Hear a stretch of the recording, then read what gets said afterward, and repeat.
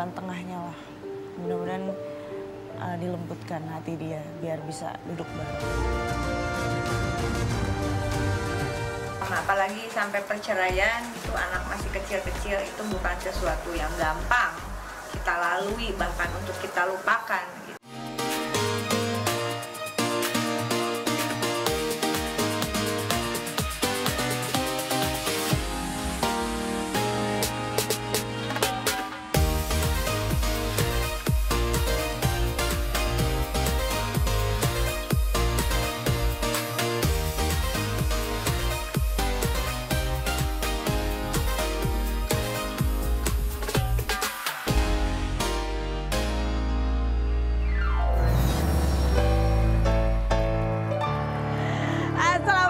Selamat hari Senin, semangat Senin semuanya. Saya Kak Rus, hari ini ditemani oleh Daniel, juga akan siap menemani Anda di acara Rumpi No Secret.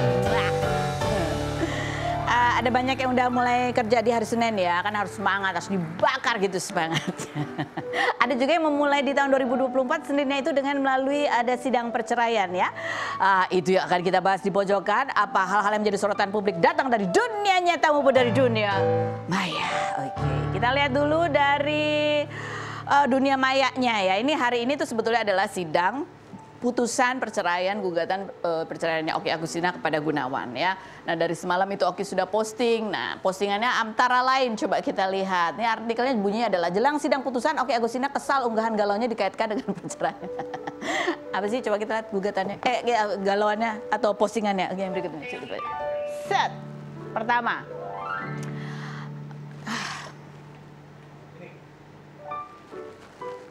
Bah, ini baru benar.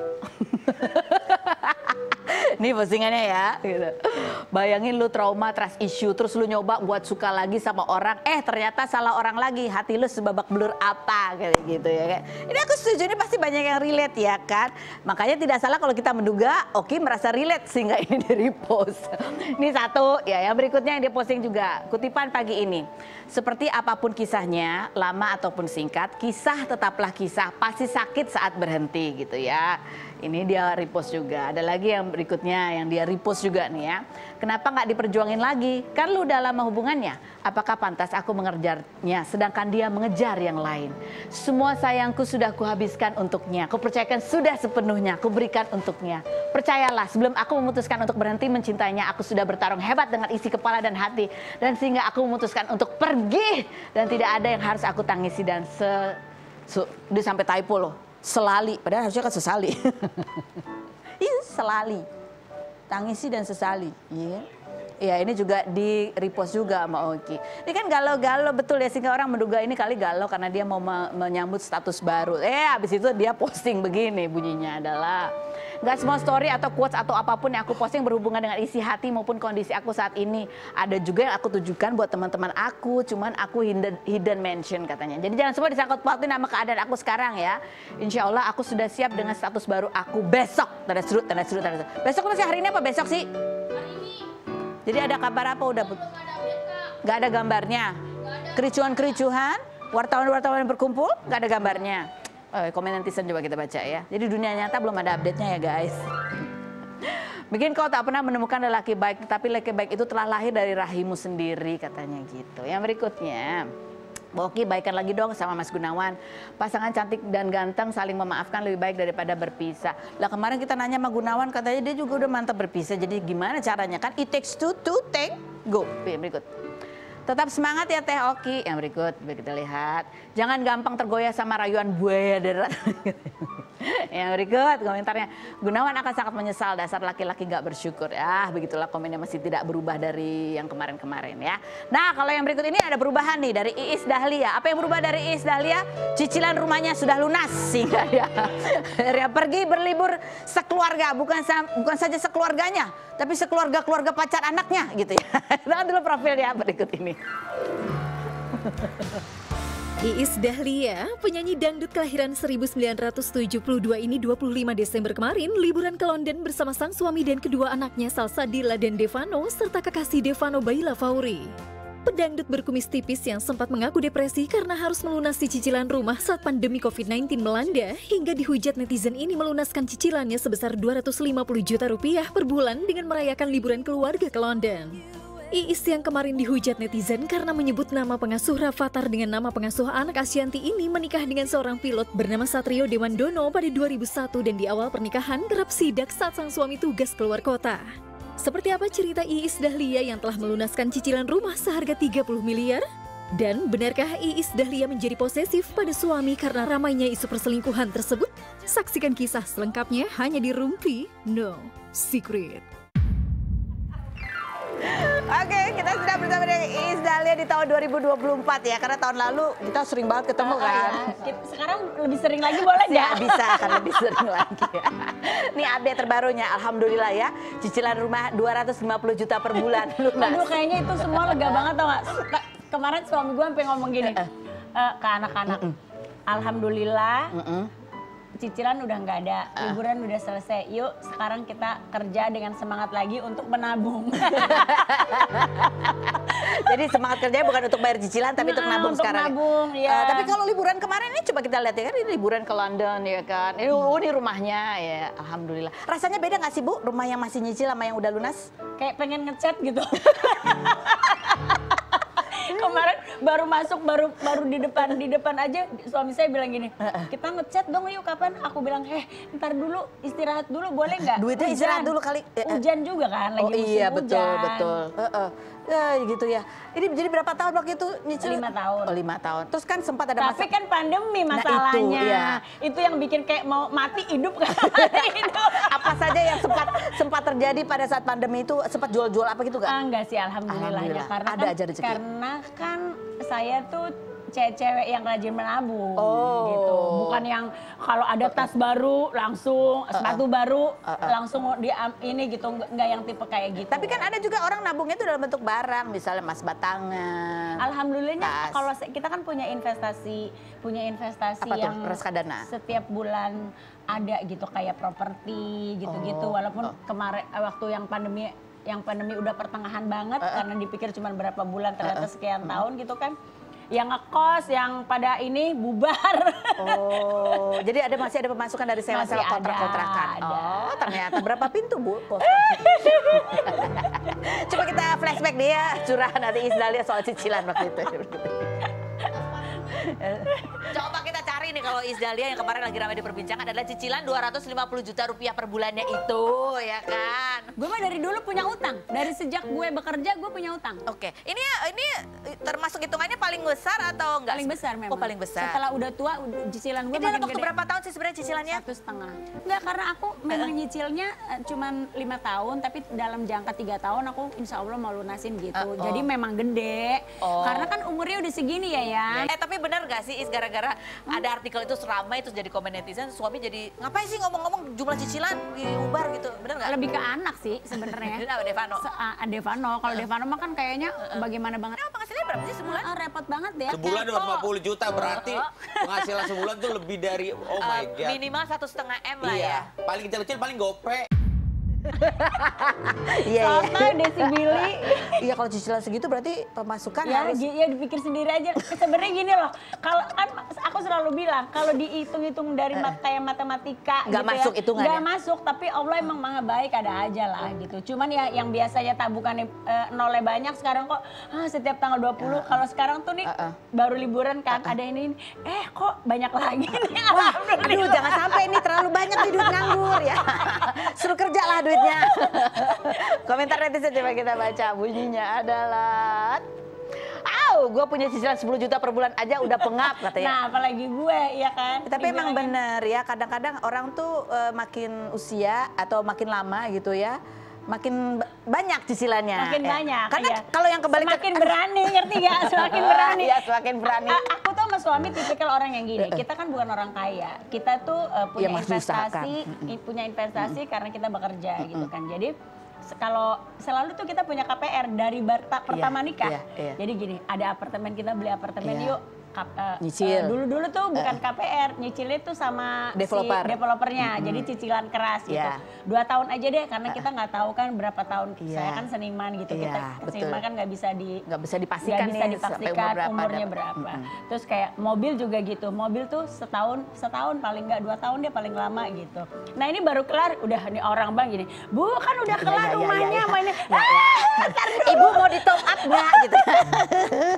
Boleh nggak istirahat dulu? Ya kan? Istirahat dulu deh, istirahat dulu. Makanya aku bilang gini, kita liburan yuk, gitu, liburan dah. Gitu. Itu pada saat yang 250 juta pas pandemi, pas pemasukan masih nggak jelas itu sempat ada biduran-biduran gitu nggak? Kalau aku gitu soalnya, gatel. Enggak, gue mau Stresnya dalam bentuk ngumpulin gitu. WWI, gue tidur di rumah 3 bulan, malah makannya menjadi makin banyak. Oh, stresnya makan ya. Tapi ya udahlah, aku selalu berpikir gini, udahlah Bismillah aja deh, kumangke pasti ada jalan gitu Iya, lah. iya, Bismillah. Tapi gitu. ya bukan karena kita nggak kerja juga, tapi Ya, tetap untungnya ada usahanya. kan berapa bulan aja kan kita udah mulai syuting lagi, walaupun dengan rapet gitu, dengan ketakutan yang bakal tertular gitu kan. Ada teman-teman aku, anak-anak kecil itu semua pada kena loh, teman-teman aku syuting, yang nenek-nenek di tempat syuting cuma gue. Iya, karena nenek, Tapi mungkin karena neneknya semangatnya, ayo baru Satria cicilan, harus sehat gitu. Makanya Satria Baja, makanya anak-anak bilang gini, Mah, lu nih lu kayak vampir ya, nggak pernah kena. Kurang ajar deh anak-anak gue itu ya. Oke, sekarang kita lihat di suasana liburannya seperti apa ya. Dan katanya istimewa banget, karena Devano yang biasanya sibuk, susah diajak barengan, ini bisa liburan bareng. Kita lihat coba cuplikan yang berikut ini. Nih, siapa nih yang bawa kopernya 2? Yang bawa kopernya 2 siapa? Kita semua koper 1 ya? Udah, jadi yang salah kita nggak masuk-masuk tuh siapa? Yang salah KLM lah, orang dia lama banget gue mau bayar, gue mah tinggal bayar. Tapi kenapa lama gitu loh, katanya Lagi ngapa sih 1 orang kopernya 2? ada titipan sambelnya JJ, ayam, sama yang penghangat-penghangat kakak tuh berat loh. Apaan penghangat apaan? Penghangat yang badan. Itu kan mama yang beli, kakak mau buat. Nah, ini lagi dijelasin. Itu kenapa sih Bu sebenarnya? Nggak boleh emang bawa koper 2? Enggak boleh, cuman kan ada over baggage. Kalau over bagasi baru kan kita berangkat harus aja bayar. udah over ya Bu? Iya, kan bajunya tebel-tebel Bu, ya kan gitu. Ternyata berat ya say.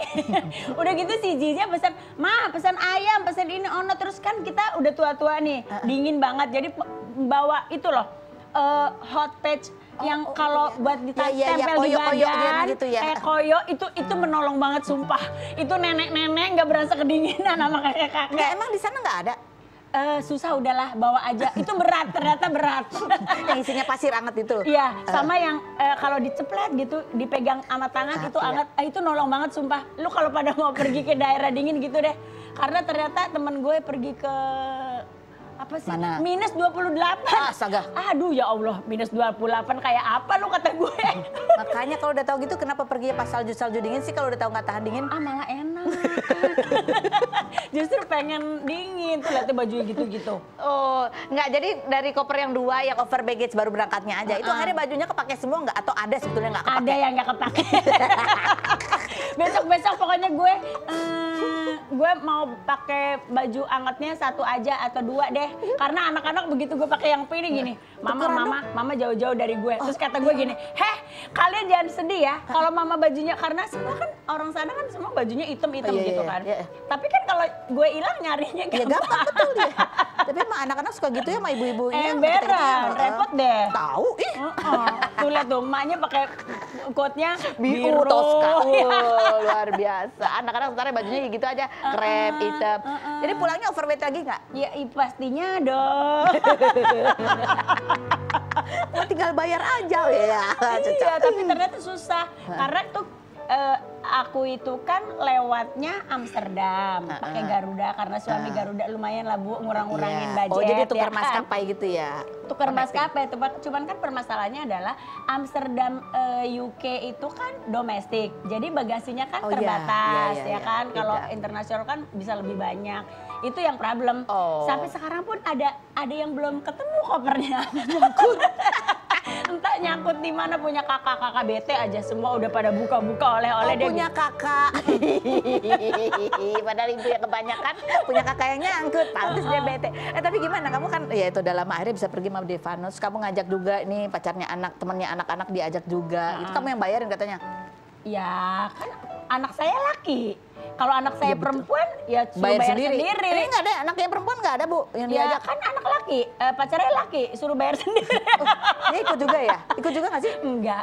Nggak ada atau nggak ikut? Enggak ikut. Oh nggak ikut. Oh ya ampun seru banget ya. Karena kan memang kita tuh paksain pergi karena Devano lagi libur sebelum film barunya gitu. Terus apa? Jadi ngapain aja tuh di sana? Ya udah quality time aja gitu.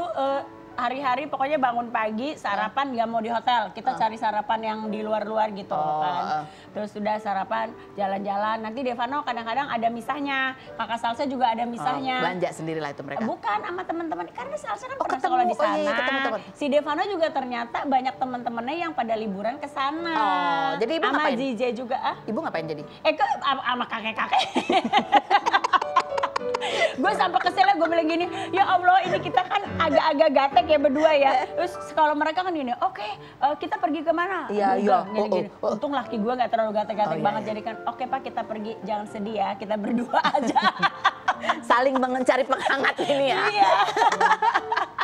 Ya, oke yang berikutnya kita bahas ini karena suaminya kan juga pilot nih kemarin sempat rame nih waktu ibu pergi Apa kayaknya sih? tuh. Iya, Ya, rame katanya. banget ini ada juga ada pendapat ini yang viral juga dari seorang tiktokers yang dia bilang ini sisi gelap kehidupan pramugari drama pilot gitu ya. Coba kita lihat Apa cuplikannya. sih gelapnya? Ya kadang kan malam gelap. Kalau gue ditanya pekerjaan apa yang paling gak gue saranin untuk orang bekerja, gue akan bilang pramugari dan pramugara. Kenapa? Kalian tanya sendiri deh kalau kalian punya teman seorang pramugari atau seorang pramugara. Kenapa sih kalau gue punya adik cewek ataupun cowok, kalau bisa hindarin untuk bekerja dunia penerbangan? Ya setiap orang kan beda-beda ya. Kalau memang orang yang punya prinsip it's okay. Tapi apalah arti sebuah prinsip kalau tiap hari harus digerus dengan apa yang ada di depan mata, lama-lama luntur juga gitu, lama-lama drop juga gitu. Dari apa yang gua kenal, nggak cewek nggak cowok, mereka kerja di maskapai, gak ada yang beres. Oke. Nah habis dari situ terus kemarin rame juga tuh yang ada kasus lah dugaan perselingkuhan itu. Kamu ngikutin nggak sih? Ngikutin, aku taunya dari anak-anak. Dari Kalau anak-anak. anak-anak kan tetep ya Iya. kepo sama sosmed. Iya. Kalau udah lagi di tempat tidur, Iya. nungguin mandi. Itu kan viral banget tuh, pilot sama Kalau aku bilang pramugari, di semua Pekerjaan. lini pekerjaan ada lah ya. Tapi kan Salsa kalau misalnya mau jadi pramugari kamu izinin nggak? Kalau aku, kita tuh orang tua yang bebas. Masalah ya? Anak-anak mau kemana aja boleh gitu. Itu kan semua tergantung sama orangnya, Bu. Iya, betul Kan juga. suami gue baik-baik aja tuh, ponakan-ponakan gue, kakak-kakak ipar gue bekerja di situ di airline semuanya oke aja, rumah tangganya bahagia, nggak pernah ada Nggak masalah. ada masalah, oke. Nah coba kita lihat nih komentar netizen ya salah satunya. Coba temanku juga pramugari dia cerita kok gini gitu dinilai ya gitu sih pokoknya mijitin gitu. Ya, berikutnya bohong ya. Itu oke. mah emang pramugarinya aja pengen mijit. Mungkin jago mijit. Relate banget bang, gue pernah kerja di ini. Nah gitu. Nah, ini banyak lah cerita-cerita. Nah, kamu sendiri kan suaminya pilot nih. Iya, kalau aku bilang itu bukan pekerjaannya, itu oknumnya gitu. Oknumnya. Tapi kan Cuman- maksudnya situasi itu kan kadang suka stereotip ya. Di awal-awal pernikahan kamu sempat ada rasa was-was gitu nggak sih? Ya pernah, makanya kan gue sering itu Sidak dulu ya? iya kan, mungkin juga karena itu, tapi kan ternyata ya memang tergantung orangnya gitu. Mungkin yang membuat mereka tuh lebih karena mereka pekerjaannya nginep. Ya kan, jauh dari keluarga atau mungkin ya akhirnya godaan-godaan itu, tapi aku bilang sih tergantung orangnya lah. Buktinya laki gue tuh baik-baik aja. Kamu kan dulu 22 sempat tahun. sidak-sidak tuh ya kan? Itu berhenti setelah berapa tahun pernikahan? 5 tahun kali ya. Lama 5 ya, tahun, Bu? lama-lama. Apa yang membuat kamu akhirnya udahlah gitu? Berhenti, udah nggak sidak lagi? Iya, aku udah mulai percaya sama dia. Dulu kan gua waktu gue nikah sama dia kan emang gue lagi trauma, gagal pernikahan kan. Oh, iya. Itu mah karena itu. Jadi gue nggak mau lagi gue dibohongin dengan diem-diem aja. Kalau dulu kan gue diem-diem aja, dia di Bali gue santai karena gue pikir gue dicintain, ternyata enggak. Oh, karena ada trust issue makanya kamu lebih baik Iya. melihat gitu ya. Oh, nah kalau perempuan yang berikut ini kemarin ulang tahun ke-50 itu dia woro-woroy dari Hamin 4 ya. Dan dia juga menulis pesan buat anak-anaknya minta maaf karena ibunya sibuk terus gitu kan. Ini juga pernah ada cerita ketika dia pertama kali rumah tangganya bercerai gitu, ada 2 bulan lah dia kayak rasanya gak karu-karuan ya. Kita dengar ceritanya dulu, kita lihat profil Rike berikut ini. Rieke Diah Pitaloka, artis, komedian, penyair, sekaligus politisi kelahiran 1974 ini mengawali karir sebagai figuran di usia 13 tahun dan pernah memerankan karakter Oneng dalam sitkom Bajai Bajuri. Perempuan yang menjabat sebagai anggota DPR sebanyak 3 periode sejak 2009 ini menyerahkan temuan, karya, dan hasil penelitiannya ke Arsip Nasional untuk merayakan ulang tahun ke-50. Rieke yang kerap memberikan kode menjelang hari ulang tahun ini kemarin memposting permintaan maaf karena tidak bisa selalu menemani ketiga anaknya dan menyebut anak-anaknya yang membuatnya tidak bisa lemah. Sarjana sastra Belanda sekaligus magister filsafat ini mengaku masih ingin melanjutkan pendidikan setelah meraih gelar doktor pada 2022. Perempuan yang pernah menikah dengan Doni Gahal Adian selama 10 tahun dan bercerai pada 2015 ini mengaku belum mau menjalin hubungan karena takut patah hati dan mempertimbangkan anak. Bagaimana Rieke Diah Pitaloka memaknai ulang tahunnya yang ke-50? Dan benarkah 2 tahun belakangan ia baru merasa sembuh dari trauma masa lalu? Saksikan kisah selengkapnya hanya di Rumpi No Secret. Sudah bersama dengan Rieke Diah Pitaloka. Aduh, cantik banget hari ini merah putih. Iya, tadi habis dari Arsip Nasional Republik Indonesia menyerahkan sertifikat kekayaan intelektual. Oh, oke, baik, kita baca kekayaan intelektual yang berikut ini yang diposting di Instagram. Kita baca dulu, lihat ya di postingannya nih, describe foto anak-anaknya dulu. Coba kita lihat foto anak-anaknya. Oh, 3 ya Bu ya? 3. Tapi sekarang udah gede-gede ya, 15 sama 11. 13, enggak, kelas 6 SD. Sama kelas 3 SMA. Jadi mau masuk 3 SMP, mau masuk SMA yang gede, yang kembar mau masuk SMP. Coba postingannya buat anak-anak kita baca dulu. Lihat, baca. Oh, ini setengah abad semangat diri ini sendiri. Ini lagi apa High Kids itu loh. Oh iya High Kids. Cuma gue nggak bisa. Jadi gue tulis. Oh, nggak bisa pakai video itu, nggak bisa Bu. High Kids, High gitu. Kids gitu. Aku ambumu di usia 49, 2 hari jelang 50 tahun. Ibu yang besarkan 3 anak-anak sendiri. Pejuang 3 orang yang anak sendiri, bukan anak-anak sendiri. Iya. Pejuang yang wakafkan hidup buat Republik. Ambu minta maaf jika tak lengkap waktu temani kalian. Tuh, yang berikutnya. Maafkan Ambu, kadang kalian harus jadi saksi tangis pedihku dihimpit perih.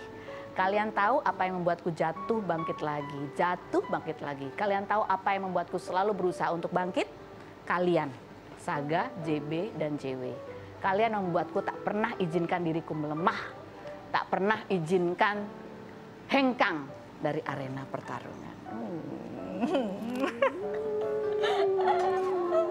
Kamu juga pasti kuat. Terus belum selesai, bacain lagi Bu. Terima kasih anak-anakku yang Buat selalu kamu memberi juga. semangat. Tak akan kuizinkan diriku jadi perempuan pengecut. Aku ingin kalian mengenangku sebagai perempuan pejuang, bukan pecuan.